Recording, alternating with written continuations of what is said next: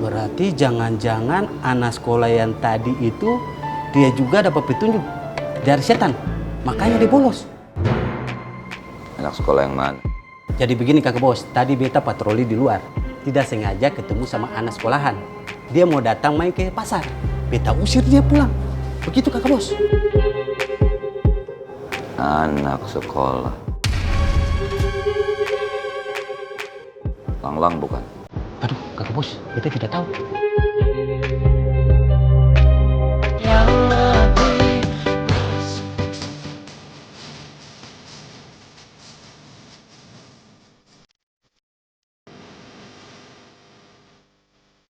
Waalaikumsalam warahmatullahi.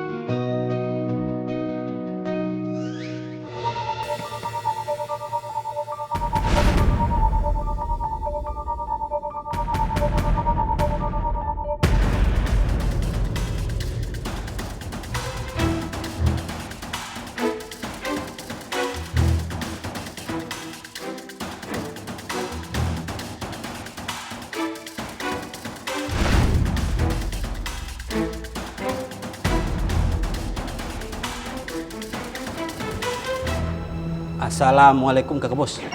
Waalaikumsalam kan. Oh iya kakak bos, beta sudah tanya-tanya di dalam pasar maupun di luar pasar. Tapi tidak ada tanda-tanda orang yang curigai kakak bos. Tapi pengacau itu semakin hari semakin pintar kakak bos. Menurut kakak bos bagaimana? Bismillah, Pleng. Baru ada satu petunjuk. Dan mudah-mudahan itu petunjuk dari Allah. Bukan dari iblis atau setan. Innalillahi. Emangnya setan itu bisa kasih petunjuk buat orang? Tepatnya godaan. Sampai kiamat nanti, iblis atau setan tidak akan pernah berhenti untuk menggoda anak manusia. Anak cucu Adam akan selalu digoda oleh iblis. Tinggal bagaimana nguatin iman. Karena dalam hidup, kita akan diberi dua persimpangan. Mengikuti jalan Allah atau mengikuti nafsu setan. Sekali lagi kuatkan iman. Karena kalau ngomong iman, iblis lebih dulu beriman daripada manusia. Ini yang harus kita antisipasi. Karena bagaimanapun, hanya dengan mengikuti jalan Allah, hidup kita akan baik tanpa harus mencederai, mencelakai, bahkan menzolimi orang lain. Berarti jangan-jangan anak sekolah yang tadi itu dia juga dapat petunjuk dari setan, makanya dia bolos. Anak sekolah yang mana? Jadi begini kakak bos, tadi beta patroli di luar, tidak sengaja ketemu sama anak sekolahan. Dia mau datang main ke pasar, beta usir dia pulang. Begitu kakak bos. Anak sekolah. Lang-lang bukan? Aduh kakak bos, beta tidak tahu.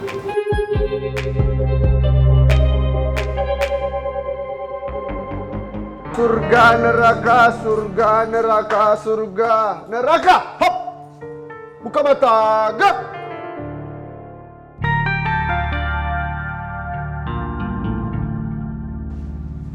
Wow! Bener tempatnya ini, wow aku hebat. Tapi capek ngantuk, tidur. Digo, lu jangan tidur dulu. Di mana rumahnya Romat? Astagfirullahaladzim. Ya di sini rumahnya Romat. Gue tuh udah ngantuk dari tadi sepanjang jalan, mata gue udah merem terus. Nggak bisa buka lagi dia. Akhirnya ya udah terus aja tidur. Bangunin gua azan subuh. Bang Digo, tidur kontrakan gua aja. Jangan tidur di sini. Ayo. No. Digo capek. Digo mau merem dulu. Jangan berisik. Bangunin gua pas azan subuh.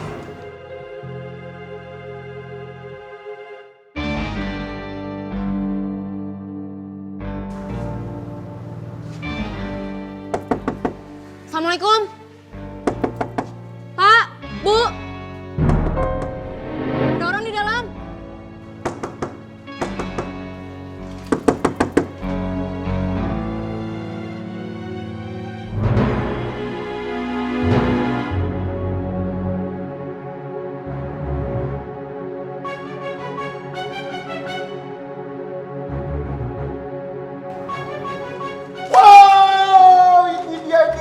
nih.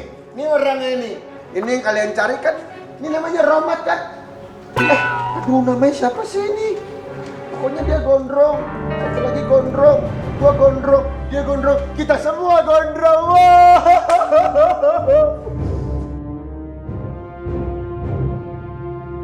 Bang Gondrong.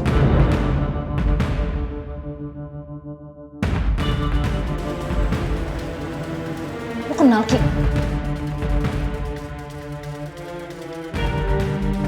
Siapa dia?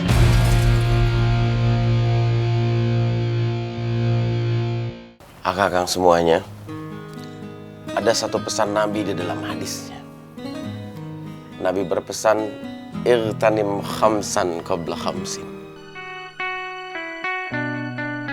Jaga yang 5 sebelum datang yang 5. Yang pertama, syababaka qabla haramika. Kata Nabi, jaga waktu mudamu sebelum datang masa tuamu. Lagi muda, manfaatkan untuk hal-hal ibadah, untuk hal-hal yang baik. Karena kalau sudah tua belum tentu kita mampu untuk beribadah dengan baik. Bahkan kata Allah di dalam Al-Quran, وَمَنْ نُعَمِّرْهُ نُنَكِّسْهُ فِي الْخَلْقِ. Barang siapa yang kami panjangkan umurnya, kami akan kurangi nikmatnya. Kami akan kurangi rezekinya. Muda rambut masih hitam, tua rambut memutih. Ketika muda, tulang-tulang kita kuat. Sudah tua, dikit-dikit encok. Pesan Nabi yang kedua, wasihhataka qabla saqamika. Masa sehatmu sebelum datang masa sakitmu. Jangan mentang-mentang lagi sehat, kita rusak dengan hal yang tidak baik seperti minuman keras dan lain sebagainya. Sehat itu mahal. Dan sakit itu bahkan lebih mahal. Kalau sakit kita berobat ke dokter habis biaya berapa? Yang ketiga kata Nabi, wa ghinaka qabla faqrika. Masa kayamu sebelum datang kebangkrutanmu. Ini nyambung sama yang keempat. Wa faraghaka qabla sughlika. Waktu luangmu sebelum datang waktu sibukmu. Mungkin akang-akang ingat kisah dari Qarun. Waktu zaman Nabi Musa, Qarun meminta sama Nabi Musa, "Wahai Nabi Musa, saya ini hidup miskin.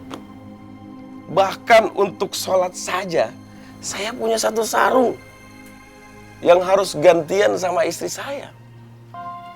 Nabi Musa menjawab, "Enggak, saya nggak bakal doakan kamu untuk jadi kaya.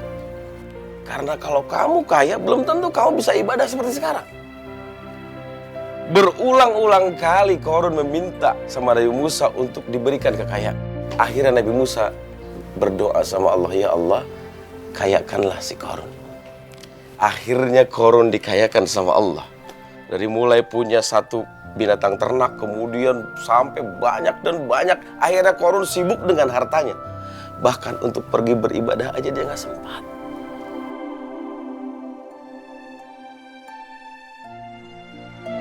Ketika kita dalam keadaan sederhana, dalam keadaan yang mungkin punya ya barang-barang yang sederhana, harta yang sederhana, kita masih sempat untuk beribadah, masih sempat untuk pergi ke masjid. Tapi kalau sudah kaya, belum tentu. Belum tentu. Qarun pun begitu, memikirkan hartanya, dipikirkan hartanya, yang dipikirkan kekayaannya. Akhirnya apa? Allah menenggelamkan ke dalam dasar bumi. Karena dia sudah tidak sempat lagi untuk beribadah sama Allah. Makanya kalau orang sekarang nemu harta di dalam tanah disebutnya harta karun. Yang kelima kata Nabi, pesan Nabi yang kelima, wa hayataka qabla mautika. Dan hidupmu sebelum datang matimu.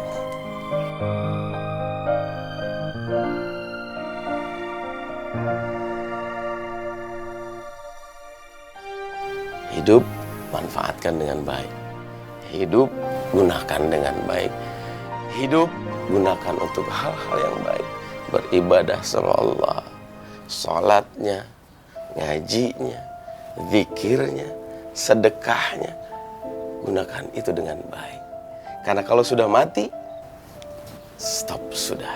Tidak bisa beribadah lagi, tidak bisa berbuat baik lagi, tidak bisa bersedekah lagi. Dari pesan yang kelima itu, mudah-mudahan kita yang berkumpul di sini selalu diberikan kesempatan oleh Allah untuk terus dan terus-menerus berbuat baik. Amin. Mas Paang, jujur dari lubuk hati Uwan sebenarnya tuh pengen banget menambah jos gandosnya keimanan Uwan. Tolong perbolehkan Uwan terus di sini ya. Gimana kamu, Dan? Boleh? Insya Allah boleh. Tapi Uwan minta tolong. Tolong bujuk Mas Goreng biar angkat Uwan jadi salah satu karyawan di konternya Mas Goreng. Bang Wan, Bang Goreng bukannya nggak mau ngajak lu ngikut dia, tapi Bang Goreng takut nggak bisa bayar lu. Terus aku piye? Au ah.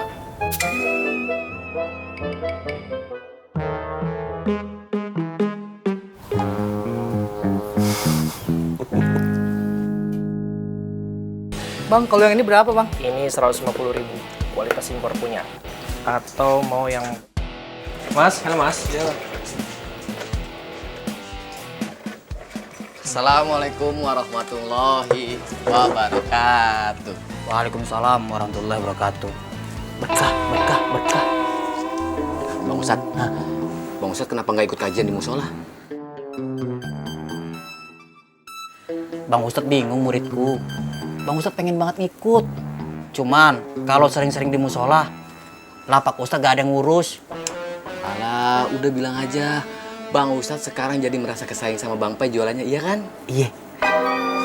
Terus Bang Ustadz juga jadi merasa kesayang dalam merebut hatinya Juwita, iya kan? Iya. Astagfirullahaladzim.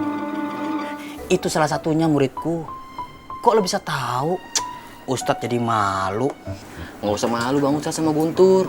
Justru Guntur kesini tuh mau bantuin Bang Ustadz buat mendapatkan Juwita supaya Bang Pai gagal nikah sama Juwita. Ah, yang bener lo muridku. Bener. Terus caranya gimana?